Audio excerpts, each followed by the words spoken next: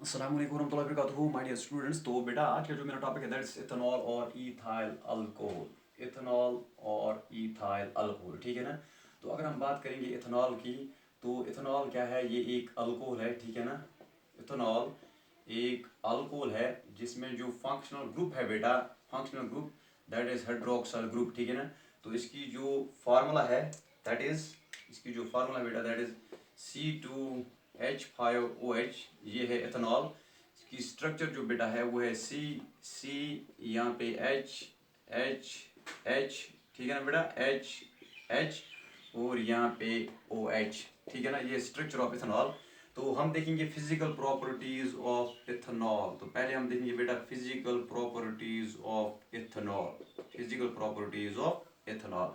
अगर हम बात करें regarding the physical properties of ethanol, तो पहली प्रॉपर्टी क्या है फिजिकल प्रॉपर्टी इथेनॉल की? ये होता है it is a colourless, it is a colourless liquid.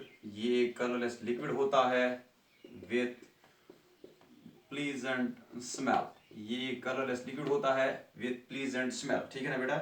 It's boiling point is, it's boiling point is, इसका बॉइलिंग पॉइंट होता है बेटा 351 केल्विन। इसका बॉइलिंग पॉइंट होता है 351 केल्विन, ठीक है ना। अगर हम बात करेंगे it is lighter than water, it is lighter than water, ये वाटर से लाइटर होता है, ठीक है ना।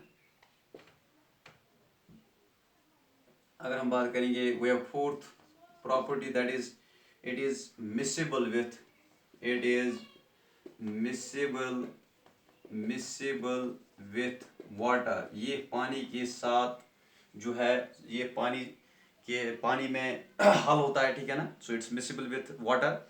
जब हम बात करते हैं सॉलिड को, अगर हम डालेंगे लिक्विड में तो हम इस्तेमाल करते हैं टर्म सॉलिबिलिटी। तो उस एतबार से हम बोलते हैं कि ये सॉलिड इस लिक्विड में सॉल्युबल है, सॉल्युबल है कि नहीं है, तो उस एतबार से हम टर्म सॉलिबिलिटी इस्तेमाल करते हैं, ठीक है ना।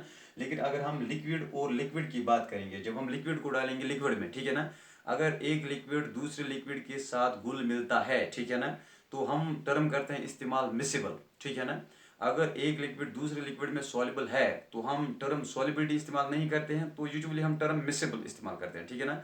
तो जब हम एक लिक्विड को डालेंगे दूसरे लिक्विड में, अगर वहाँ पे इंटरेक्शंस, ठीक है ना, तो नई जो इंटरेक्शंस वहाँ पे बनती हैं, अगर वो सेम है two old interactions, two interactions of solvent and solvent, तो हम बोलते हैं उस टाइम ये जो दोनों लिक्विड्स है they are miscible with one another, ठीक है ना। अगर हम अल्कोहल को डालेंगे अगर हम अल्कोहल को डालेंगे बेटा पानी में तो बोथ आर मिसेबल, ठीक है ना। अगर हम अल्कोहल को डालेंगे पानी में बोथ आर मिसेबल। अगर हम पानी को डालेंगे या ऑयल को डालेंगे पानी में, ठीक है ना बेटा, दे आर इमिसेबल, ठीक है ना।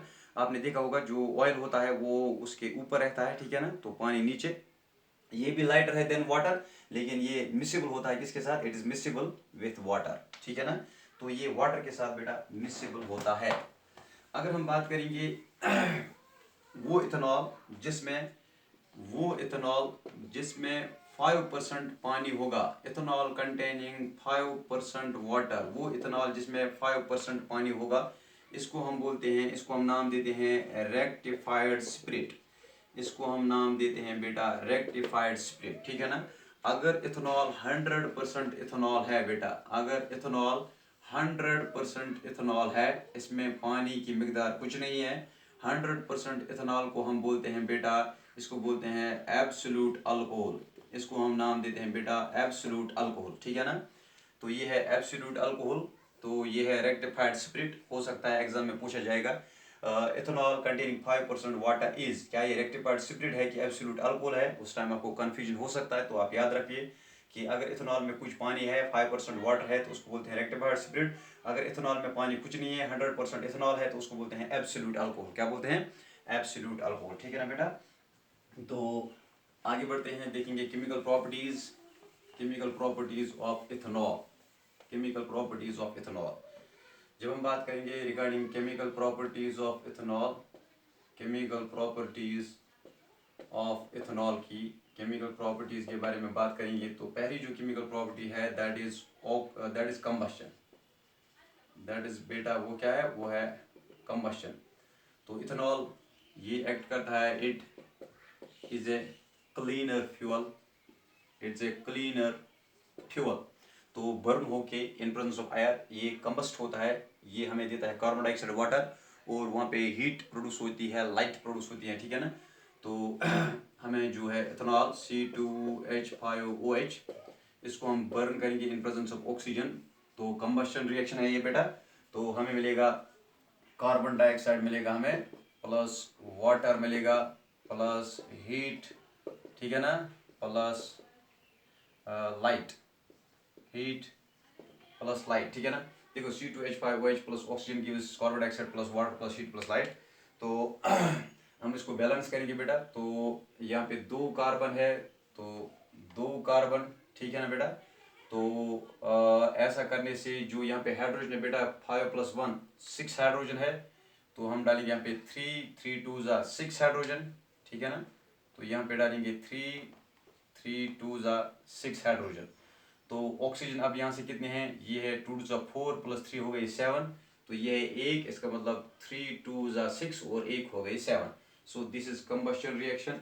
तो ये जो इथेनॉल है ये भी एक क्लीनर फ्यूल है बेटा, इसलिए ये इस्तेमाल होता है, it is used as an additive, it is used as an additive to petrol, ठीक है ना।